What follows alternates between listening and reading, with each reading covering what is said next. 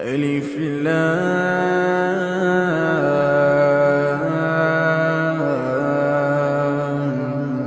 ميم. ذلك الكتاب لا ريب فيه هدى للمتقين الذين يؤمنون بالغيب ويقيمون الصلاة ومما رزقناهم ينفقون والذين يؤمنون بما أنزل إليك وما أنزل من قبلك وبالآخرة هم